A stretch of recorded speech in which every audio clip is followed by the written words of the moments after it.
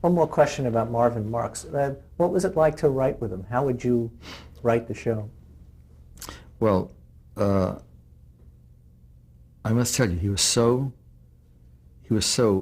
funny, and his writing came so easily, and it was all very visual writing, as you could tell with what he did with Gleason, that it was a pleasure working with him. He had me laughing all the time. He was a joy to work with. That was a highlight of my young writing life at that time. Did you see any of the things in Pinky Lee on that show that you would see in the Gleason show? Anything? Yes, a lot of the shtick, visual, the visual things that took place. I could see it in the Gleason show. Gleason was a very visual character, and even though they were like day and night, Pinky Lee and Gleason, but the type of comedy I got a glimpse of when he started working for Gleason, and I could remember some of our conversations of what he wrote for Pinky back in the early 50s. You moved to New York afterward. No, what happened chronologically, I'll tell you.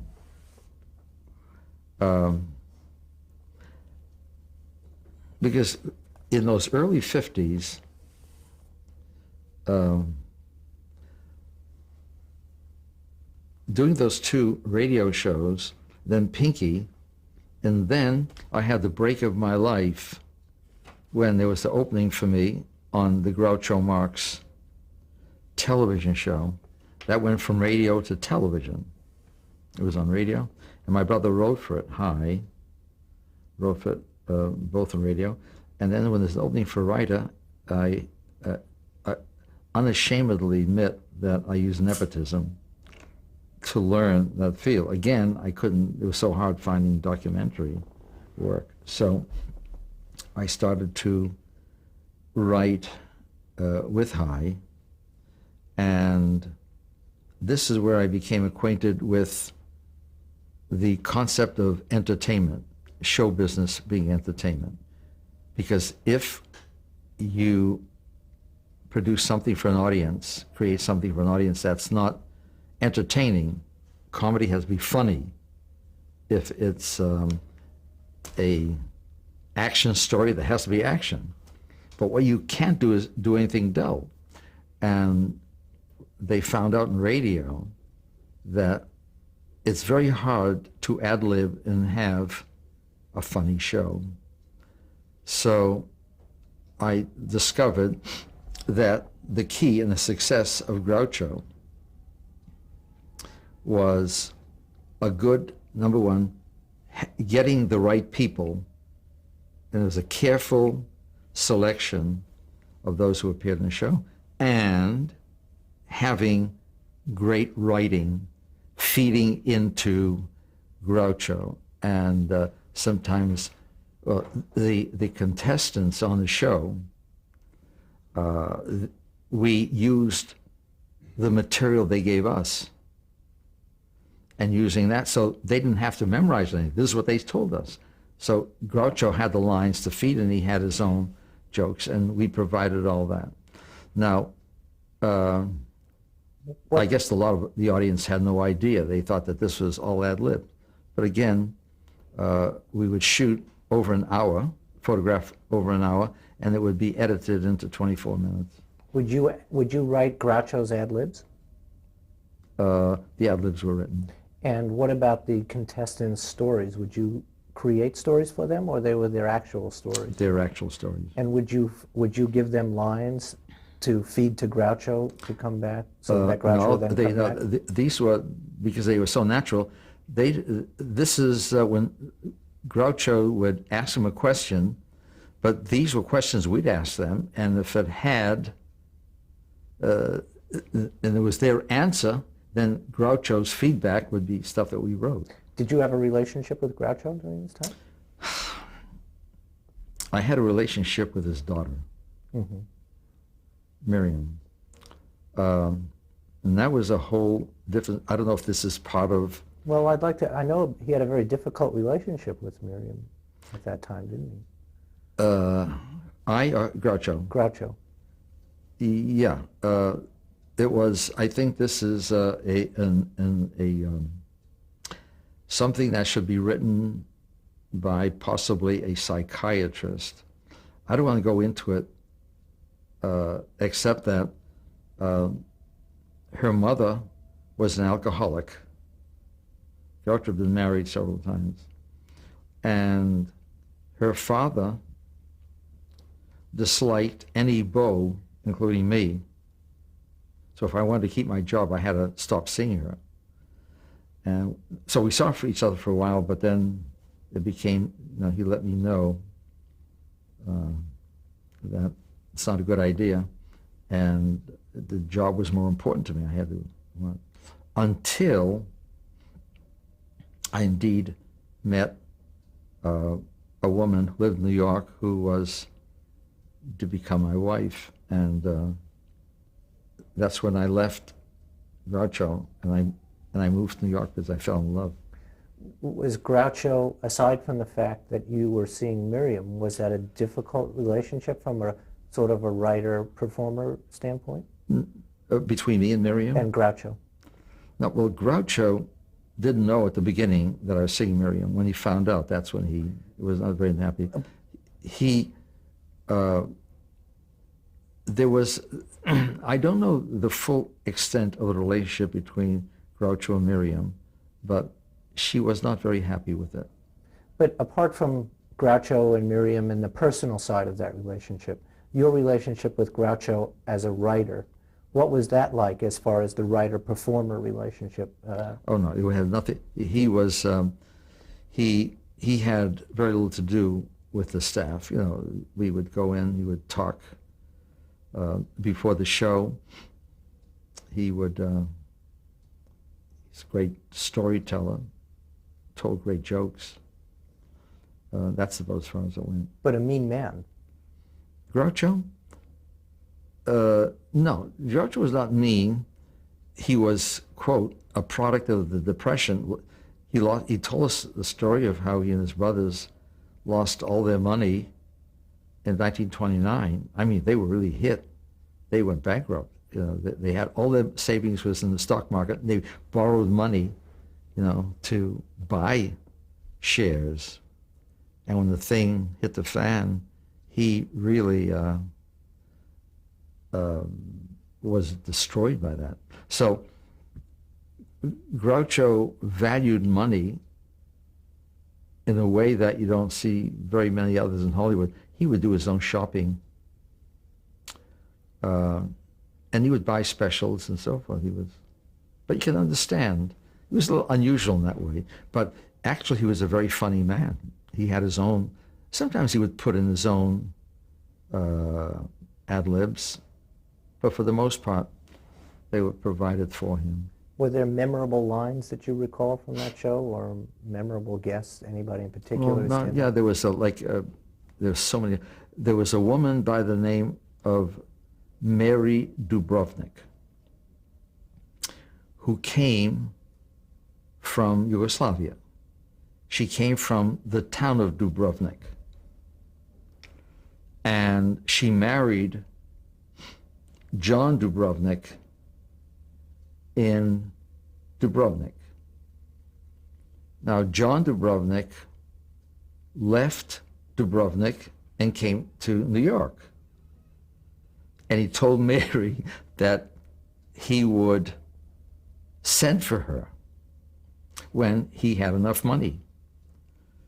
So he left for New York, and Mary's now waiting in Dubrovnik for John Dubrovnik. And Groucho expanded this thing. It was delicious the way he did it, or the way we did it. And finally, Mary couldn't stand it any longer, so she borrowed money and came to New York looking for John Dubrovnik. The trouble is that there were many John Dubrovniks, because most people in Dubrovnik are named John and Mary. They were very religious there. So she could not find her John Dubrovnik, but she found another John Dubrovnik, you know, that type of thing. So Groucho milked it to the nth degree. What about Fenneman? He's a nice guy. Josh Fenneman. Fenneman was a very decent, great guy. As a matter of fact, I don't know if I told. You may have, but tell the story, whatever. Yeah. Well, years later, because my brother Josh Fenneman, and I, we owned a show for ABC called Your Funny Films. Fenneman, so we three of us owned the show. It went on to the summer replacement on ABC TV in 1964, the summer of '63, and it was quite successful. The format was quite simple. What we did is we took homemade movies, 8mm, it could be regular footage, it could be encompassing footage, films, like there was one that we had of Rasputin, made by a small group who decided to make a film together. They pooled their resources, and they legitimately interpreted Rasputin in their own way. They tried to kill him throughout the whole film. And this big guy, and they couldn't kill him. I mean, they shot him, poisoned him, dunked in his water, everything else. The idea of the film was that he was indestructible. And what we had to do is edit down the film, because it was a half-hour film, so we had to edit down these films and bring on the filmmakers. And it was a comedy film. We had a number of comedy writers. I was producing the film and working and putting the film out. We had segments of the film. We had a snippet of President Kennedy's wife, Jackie Kennedy, when she was 6 years old, and this footage, and she looked a lot like Jackie Kennedy as she's grown up. She was beating up a little kid. She was really banging him, beating up, and it was great. Prestige. We had Steve Allen teaching his wife how to water ski. And the way we edited the film, every time she got up, she went down. So it got worse and worse and worse, and then laughs came. So we did a lot of visual stuff, and at the end of that, the summer period, we were getting 10,000 pieces of film that came in.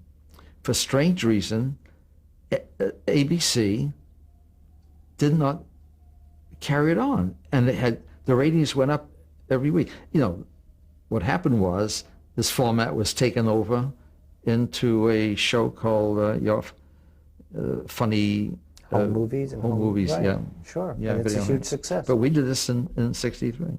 Now, But Fenneman was very good at that. did the blacklist affect you in any way? Which blacklist? The TV blacklist, Hollywood blacklist, did it have any No, it impact didn't on it? have no effect. No.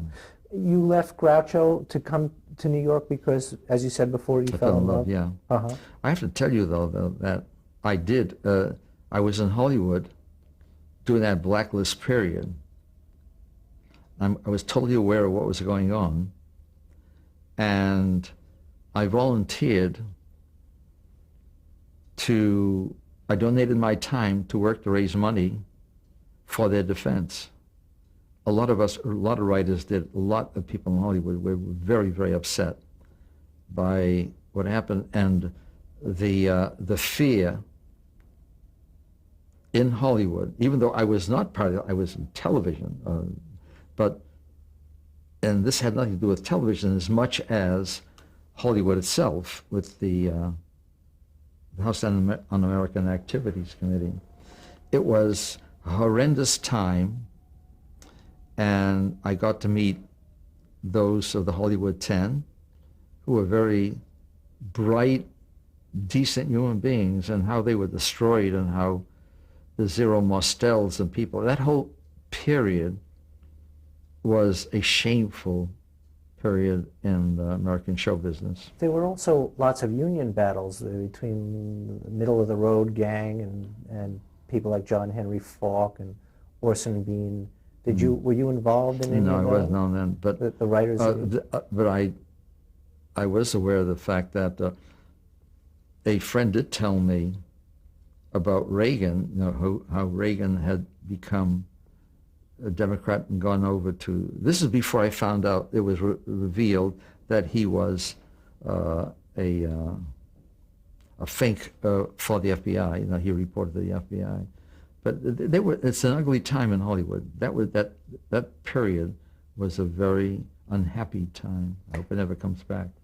How did you meet Barry Ninwright?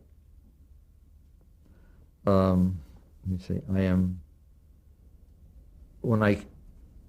Let me preface it by saying I arrived in New York in 52, beginning of 53 or so. Well, Groucho was 53 to 54. So this would have been after... No, I was with Groucho before that. Oh, you were? Oh, yeah, sure. I was with Groucho in 52, 53. I went to New York and end of 53, beginning of 50, yeah, end of 53. And then I got a job as a producer of a show called Make Your Wish on WOR. It was a kids show, Channel 9 in New York. The year was 1953, I think it was. 54. So that timing, What was that show? that show was a kids show, and the kid would come on and they would interview, and they would make a wish, and we would fulfill the wish, that type of thing. What kind of wishes would they have? The kid, they want to buy presents for their grandma, or they wanted to take a trip, or they wanted to take acting lessons, whatever. If we could fulfill the wish, we would do that. And you would only put them on the air if you could Fill it, yeah. So you would ask them beforehand what their wish would be? Yeah. So if a kid said, I want you to buy me an elephant, he didn't get on the air? He didn't get on the air. Yeah. No. What was it like to produce a show like that? It was, I had a lot of mothers coming on to me wanting to get their kids on the show. You know, it was a little awkward. But it was a charming show. And again, it was all live television. And it was the head of Channel 9 at that time was Warren Wade, Oh my. who was a real character. Do you have it in your book? And again, the live television that was taking place in New York in 1953, in that studio, we had, they did a live drama. And I remember how frantic it was trying to get the sets, and this is live television. It was very exciting. And where the set fell over or there was a tear or something, and I used to watch sometimes, you know, their process of trying to get their shows together.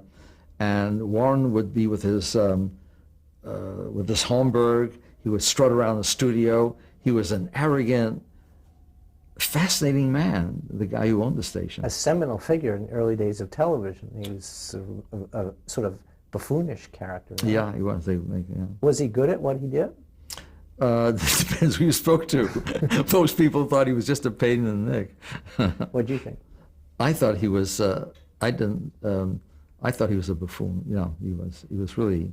He took himself too seriously, and nobody else did. So this was live TV. You were the producer. Were there any of those kinds of live TV problems that occurred on? Since the kids show, and it was, no one took it too seriously. There was. I don't remember any catastrophes. No, it went pretty well. Did you have any kind of budget to actually get the kids anything? What kind of budget were you dealing with? Yeah, but very low budget. But we would do it in terms of plugging advertising some product or some group, because it was a very small budget for that show. So if a kid said, I wanted to have acting lessons, you would then go to an acting Acting studio school, yeah. and you would it would say give the kid lessons. Yeah, and then we'd return. plug the school, yeah. Uh-huh. That's right. So that's But how it you gave were- the kid access to what lessons or an instrument or whatever they wanted to do that was practical. Do you remember the most unusual request? No, there was nothing very, I mean, that was on the air, it Yeah. had to be practical. Uh-huh. Some of the requests that came in originally were sort of wacky, you know, they made no sense. Like what?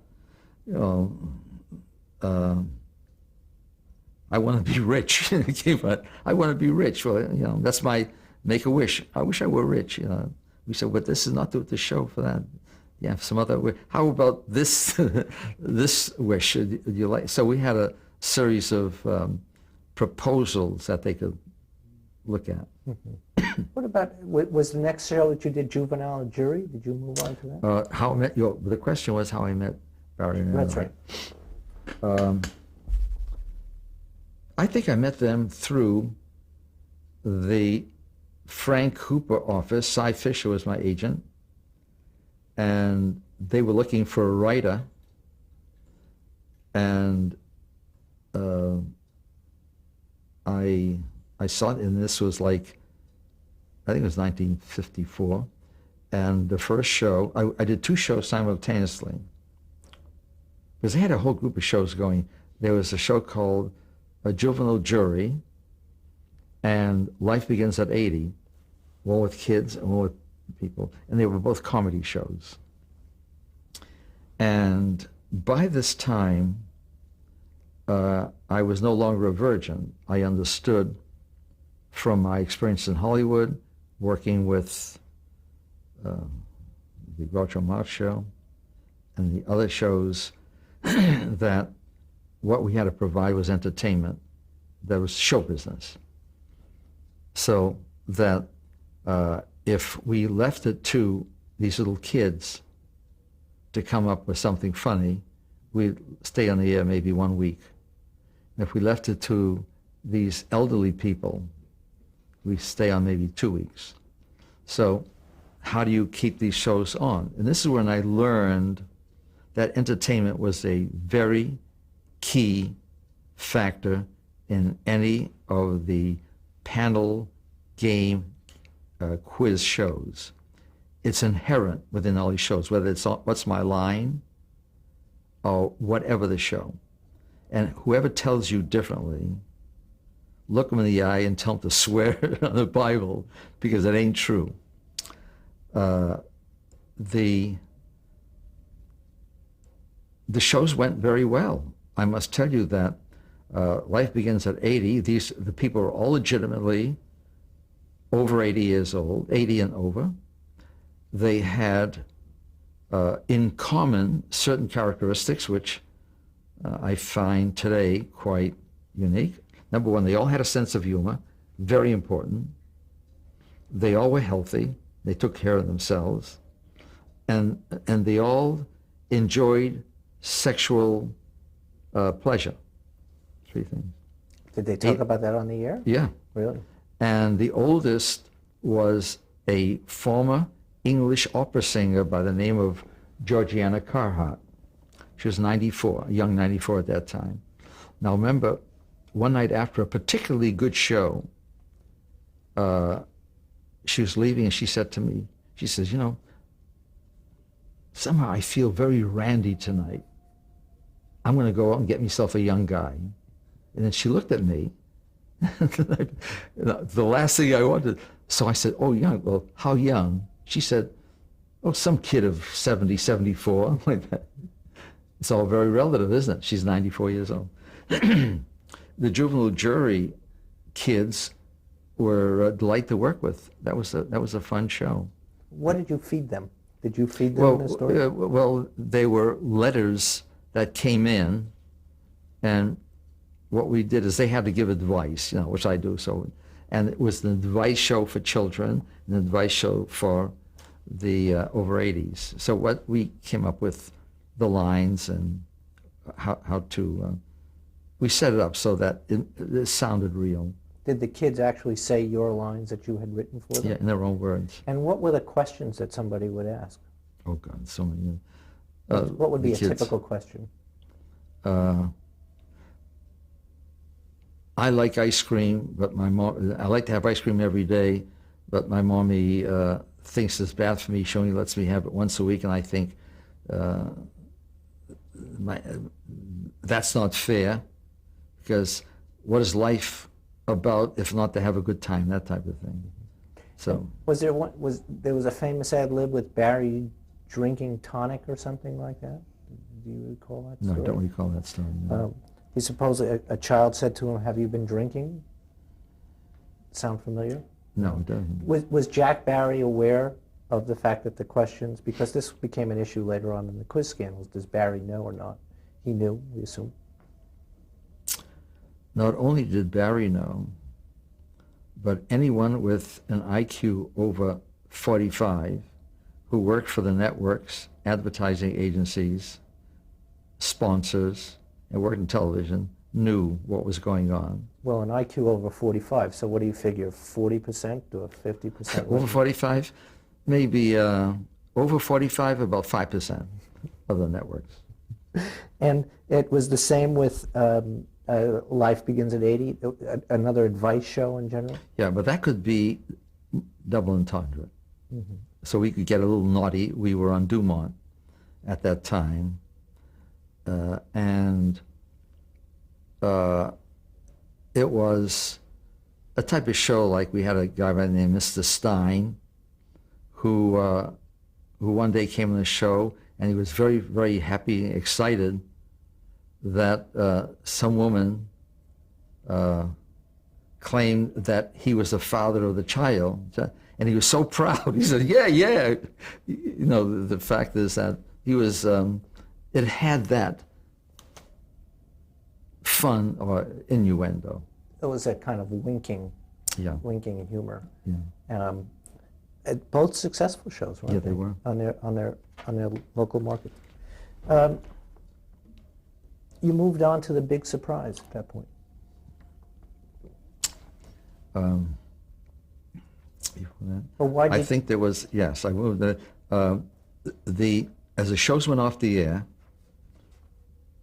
I had a chance to go to the Lou Cowan organization. I think, there was a pilot that I worked on with Jack Barry and CBS, did the pilot, but that never went anywhere. It's going to be like a morning show right after that.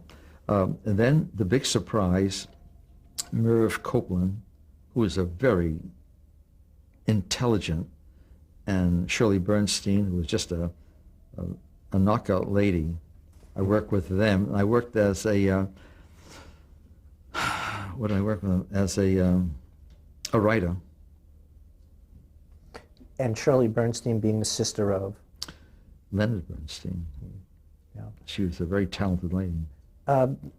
This is a Lou Cowan organization, by the way. And the Lou Cowan organization was a very different organization from the Enright and Barry organization, would you say? Yeah, it was much, much bigger. But when I joined the organization, Lou Cowan was then president of CBS Television. So who was running the Lou Cowan operation? Steve Carlin, I suppose. Okay, let's take a break.